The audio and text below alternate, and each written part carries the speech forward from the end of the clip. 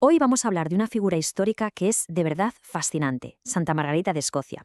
Y lo interesante es que no hablamos de una monja o de una ermitaña, ¿eh? No. Hablamos de una reina, una esposa y una madre que nos demostró que la fe puede transformar por completo el poder y el día a día. Venga, vamos a descubrir su increíble historia. Pues sí, cada 16 de noviembre el calendario litúrgico nos invita a fijarnos en esta mujer que fue verdaderamente excepcional. Pero claro, la pregunta es, ¿quién fue Margarita en realidad? Y sobre todo, ¿por qué su historia nos sigue diciendo tanto casi 1000 años más tarde? Bueno, para entender bien su legado, lo primero es irnos a sus orígenes. Su vida, fíjense, no empezó en Escocia, no. Empezó en un ambiente muy particular, una mezcla de realeza, de exilio y de una fe muy profunda que la iba a marcar para siempre. A ver, echemos un vistazo rápido a su viaje porque es que es increíble. Nace en Hungría, luego se va para Inglaterra, tiene que huir como refugiada y acaba siendo una de las reinas más queridas de la historia de Escocia. Es que parece el guión de una película, de verdad. A ver, vamos a situarnos. Margarita nace en el exilio, nada menos que en Hungría. Su padre era un príncipe inglés, Eduardo el Exiliado, y su madre, Ágata, tenía conexiones con la realeza húngara. Así que crece en una corte que, en ese momento con el rey Andrés I, estaba, digamos, en pleno fervor de refuerzo del cristianismo. Claro, ese ambiente de piedad fue la cuna de su carácter, sin ninguna duda. Y aquí es cuando el destino o la providencia entra en juego. Es el año 1066. Tras la conquista normanda, su familia intenta volver al continente, pero ¡zas! Una tormenta violentísima les desvía el rumbo. El barco termina en las costas de Escocia, y es allí, buscando refugio, donde se topan con el rey, con Malcolm III. Lo que parecía una auténtica catástrofe fue en realidad el principio de todo. Venga, vamos a ver ahora cómo esta princesa que venía del exilio se convierte en una reina que lo cambia todo. Porque su matrimonio con Malcolm no fue solo una boda real, fue la unión de dos mundos y el inicio de un legado de fe, de familia y de servicio que de alguna manera sigue vivo hoy. Esta frase lo dice todo, resume la esencia de quién era ella. Para Margarita, la caridad no era algo para la galería, un acto público de vez en cuando. No, era el centro de su día a día, el servicio a los que más lo necesitaban, cosas como lavarles los pies a los pobres, iba incluso antes que su propia comida. Impresionante. Pero es que su impacto fue muchísimo más allá. Margarita usó su poder, su posición, para hacer cambios de verdad profundos. Impulsó la reforma de la Iglesia en Escocia, luchó contra abusos, contra supersticiones, financió la construcción de sitios tan importantes como la abadía de Dunfermline. Vamos, que transformó la corte en un auténtico modelo de piedad, pero también de cultura. Y en medio de todo este jaleo de ser reina, Margarita fue también una madre súper dedicada. Tuvo 8 hijos con Malcolm, 6 chicos y 2 chicas. Y se preocupó ella misma personalmente de su educación, tanto de la académica como por supuesto de la espiritual. Y ojo aquí porque el legado de su familia es alucinante.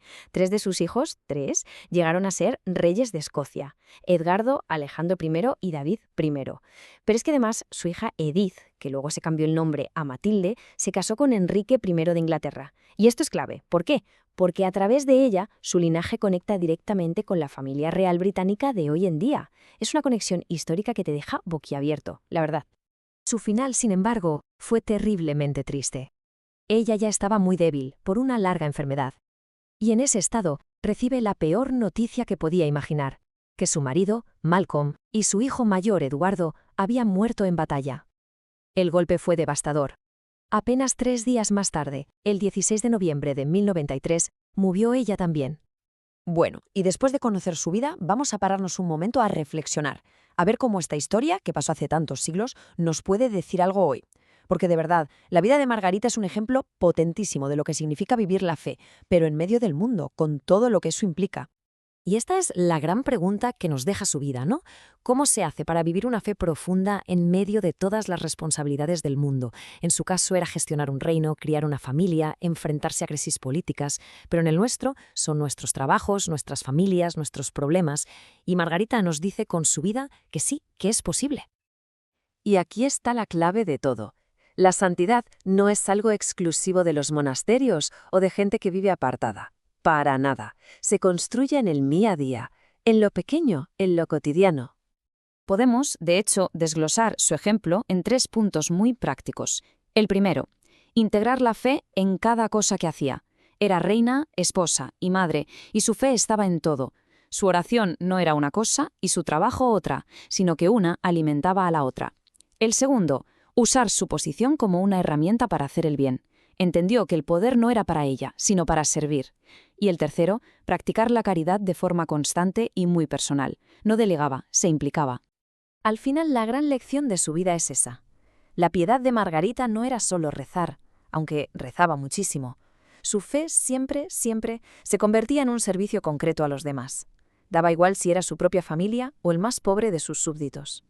Fijaos en esto, que es tremendo. Estas son las últimas palabras que se conservan de ella, justo cuando le dicen que su marido y su hijo han muerto. En ese momento, en el peor momento de dolor que se puede imaginar, su reacción no es la rabia o la desesperación, es una oración de agradecimiento, dando gracias a Dios por la paciencia para soportar tanto dolor. Es un testimonio increíble de una fe que no se rompe con nada. Así que, al recordar hoy a Santa Margarita, quizá la pregunta no es si podemos ser exactamente como ella, que era una reina del siglo XI. La pregunta es otra. ¿Cómo podemos nosotros aplicar su ejemplo? ¿Cómo podemos cada uno en nuestro sitio con lo que tenemos, integrar nuestra fe en cada cosa que hacemos para transformar poquito a poquito nuestro pequeño mundo? Esa es la invitación que nos deja.